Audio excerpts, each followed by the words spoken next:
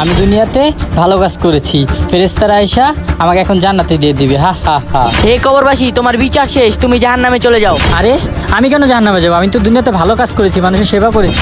তুমি কেন জাহান্নামে যাচ্ছ? যাও একটু গিয়ে দেখে আসো। আজকে সারাদিন চলে গেল, একটা মুরগি পাইলাম না। ওই যে একটা মুরগি, এই খারাপ। জি ভাইয়া বলেন। ওই কি আছে বাইর কর। না না ভাই, আমারতে কিছু নাই ভাই, আমারতে কিছু নাই। কিছু নাই মানে? ওই বেটা দেখি তো। না না ভাই ভাই ভাই।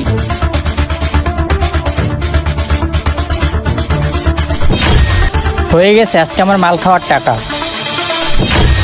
হে আল্লাহ, আপনি ওনার বিচার করেন। দেখেছো তুমি কি কারণে জাহান্নামে যাচ্ছ? তাহলে আমি যে সারা জীবন ইবাদত করলাম সেটার কি হলো? শুনো, তোমাকে জান্নাতে যেতে হলে তোমার আমলনামা একদম দুধের মতো পরিষ্কার থাকতে হবে। আর যদি তোমার আমলনামাতে বিন্দু পরিমাণ পাপ থাকে তাহলে তুমি জান্নাতে যেতে পারবে না। আমাকে কি মাফ করে দেওয়া যায় না? না না, তোর কোনো মাপ নেই, তুই জাহান্নামের আগুনে জ্বলে পুড়ে ছাই হয়ে যা। না, আমাকে জাহান্নামে দিয়েন না, আমি জাহান্নামের আগুন সহ্য করতে পারবো না। না না না। ভিডিওটি ভালো লাগলে আইলা পাল্লা লিখে যাবেন।